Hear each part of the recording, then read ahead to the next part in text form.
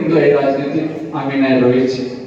কাজে এই তৃণমূল যে জোড়া ফুলের উপরে ঘাসের উপরে যে জোড়া ফুল যে আমাদের প্রতি আমাদের লোক চোখ একদম অক্ষম ওইখানে থাকবে। যেমন আপনারা চেকিং ভেরিফিকেশন করবেন ঠিক তেমনটাই পাশাপাশি আলাপ পরিচিতি, মানুষের দোয়া ভালোবাসা, কে কেমন আছে একটু সালাম আলাপ, এই রাজনীতি আমি নাই রয়েছে।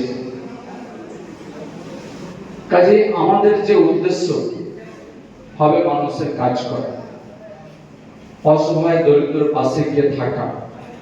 আমাদের রাজ্য সরকারের উন্নয়ন কার কোনটা প্রয়োজন রয়েছে সেটাকে দেখে সঠিক জায়গায় সেটাকে পৌঁছে দেওয়া, এই কাজগুলো কিন্তু আমাদের করতে হবে।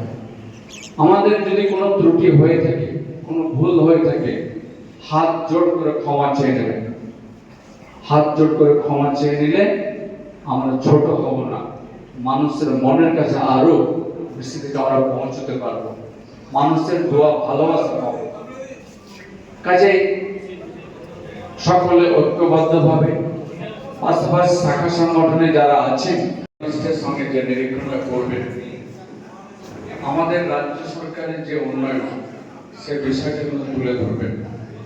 আমার কাছে দু চারটা পুস্তিকা আছে, আমি তার মধ্যে থেকে দিয়ে দেবো আর কি আমাদের বিধায়ককে, তাহলে আপনাদের গোচরে দিয়ে দেবেন আর কি যে আমাদের রাজ্য সরকারের কি কি উন্নয়ন হচ্ছে। আর একদিকে কেন্দ্রীয় যে সরকার কিভাবে বাংলার প্রতি বঞ্চনা করছে। আপনারা দেখতে পেলেন এই কিছুদিন আগে যে সমস্ত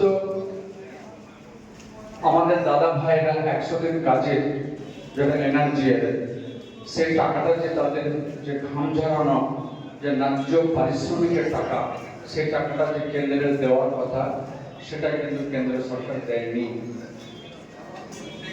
অনেক আন্দোলন করার পরেও যখন মানল না, আমাদের নেত্রী কথা দিয়েছেন, আমাদের মুখ্যমন্ত্রী কথা দিয়েছিলেন যে আমি এই সময়ের মধ্যে ডেডলাইন মধ্যে টাকা না দিলে রাজ্য সরকার এই টাকাটা দেবে, কিন্তু সেটা দিয়েছে রাজ্য সরকার, সে প্রতিটি ব্যক্তিকে দিয়েছে। ঠিক আবাসের ক্ষেত্রেও একই, যেটা কেন্দ্রের দেওয়ার কথা সেটা কিন্তু আমাদের রাজ্য সরকার দিয়েছে। কাজে এই বিষয়গুলো আপনারা মানুষের কাছে গিয়ে তুলে ধরবেন। সেই কর্মী সভাতে আমাদের রাজ্যের আমাদের পার্টির জননেত্রী, বাংলার জননেত্রী মমতা ব্যানার্জি যে সমস্ত ভোটার লিস্টে যে ভুয়া ভোটারকে লক্ষ্য রেখে তিনি বলেছেন আর কি, সেটাকে আমাদের দেখে নেওয়া দরকার, যেন সঠিক ভোটার যেন ভোটার লিস্টে থাকে, ভুয়া ভোটার যেন না থাকে, সেই বিষয়টাকে আমাদের লক্ষ্য রাখার জন্য যে নির্দেশ দিয়েছেন সেটাকে লক্ষ্য রেখে আজকেই বর্ধিত সভা।